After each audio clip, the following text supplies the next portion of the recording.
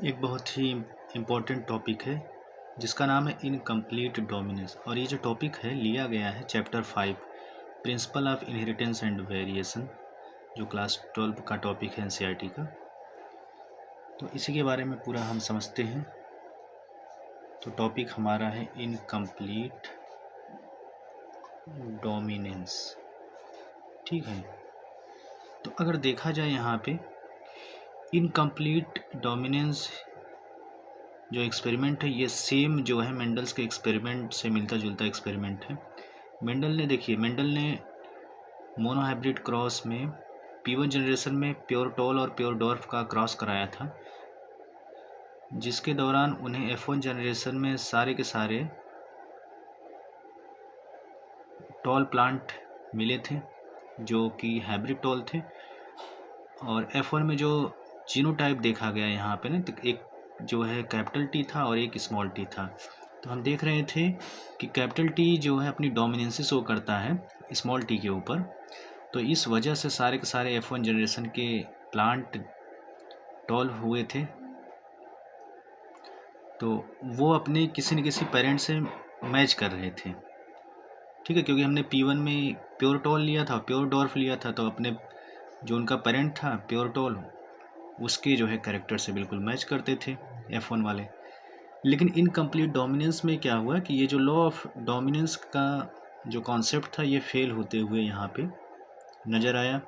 क्योंकि यहाँ पे क्या हुआ था कि P1 जनरेशन के गैमीट का जब हम क्रॉस कराते हैं इनकम्प्लीट डोमिनेंस के केस में, तो जो F1 जनरेशन में जो प्रोजेनी हमें मिलती है वो अपने किसी भी पेरेंट से मैच नहीं करती है, जबकि यहाँ पे मैच करना चाहिए according to law of dominance, but यहाँ पे मैच नहीं करती है। तो F1 जनरेशन में कुछ नया कैरेक्टर देखने को मिलता है, जो ना तो अपने जो है किसी भी एक पेरेंट से मैच नहीं करती है। नया कैरेक्टर यहाँ पे देखने को मिलता है। और यही सारा एक्सपेरिमेंट हम देखेंगे कि कैसे जो है लॉ ऑफ डोमिनेंस यहाँ पे फेल होते हुए नज़र आया था। तो इनकम्प्लीट डोमिनेंस में अगर देखा जाए तो यहाँ पे जो प्योर लाइन हम लेंगे, ट्रू ब्रीडिंग प्योर लाइन जो हम लेंगे यहाँ पे कैपिटल आर, ठीक है। ये जो कैपिटल आर है, ये रेड फ्लावर के लिए रिस्पॉन्सिबल है, रेड फ्लावर। ठीक है, कैपिटल आर किसके लिए है? रेड फ्लावर के लिए। और इसी का हम जो है कंट्रास्टिंग कैरेक्टर ले लेंगे जो कि स्मॉल आर है। ये रिस्पॉन्सिबल है वाइट फ्लावर का फिनोटिपिक कैरेक्टर देने के लिए। ठीक है, तो ये तो हमारी जनरेशन हो गई P1 जनरेशन। तो ये पेरेंटल जनरेशन है। अब इसका हम जो है क्रॉस कराएंगे। तो सबसे पहले हम इस पेरेंटल जनरेशन के गैमीट को निकाल लेंगे यहाँ पे। तो एक तो गैमीट ये हो जाएगा, दूसरा ये हो जाएगा। ठीक है, यहाँ पे फिर स्मॉल आर, एक गैमीट ये हो गया और दूसरा ये गैमीट हो गया। तो ये कौन सी जनरेशन हो गई? Gametic generation, gametic generation. ठीक है, ये गैमेटिक जनरेशन हो गई। अब इस गैमेटिक जनरेशन का आपस में हम फ्यूजन करा देंगे, क्योंकि गैमीट आपस में फ्यूज होंगे यहाँ पे।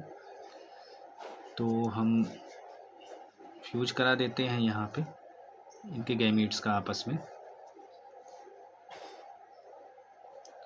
तो एक को हम मान के चलते हैं मेल, एक साइड को मान के चलते हैं फीमेल। अब यहाँ पे हम लिख रहे हैं स्मॉल आर और यहाँ पे कैपिटल आर। ठीक, तो क्योंकि कैपिटल आर डोमिनेंस शो करेगा स्मॉल आर पर, तो यहाँ पे इस गैमीट का इससे फ्यूजन होगा, तो यहाँ पे कैपिटल आर और स्मॉल आर आएगा। ये कैपिटल आर स्मॉल आर की प्रोजेनी आएगी।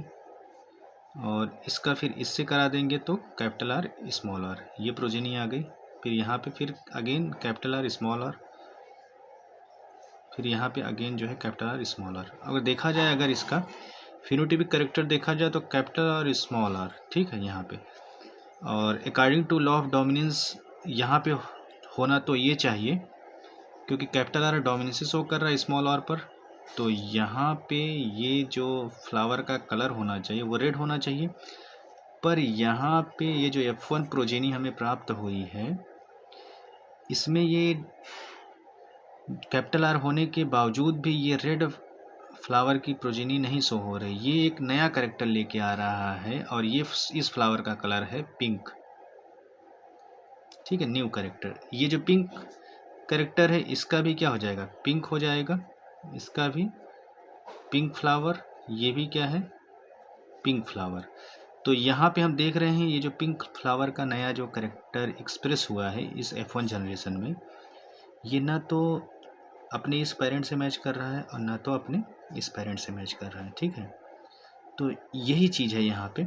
जबकि according to Mendel's law of dominance में क्या हुआ था कि F1 जनरेशन में वो अपने किसी न किसी आइदर पेरेंट से वो मैच कर रहे थे, तो सभी के सभी प्लांट टॉल हुए थे। लेकिन यहाँ पे एक नया करेक्टर आ गया F1 में जो है पिंक।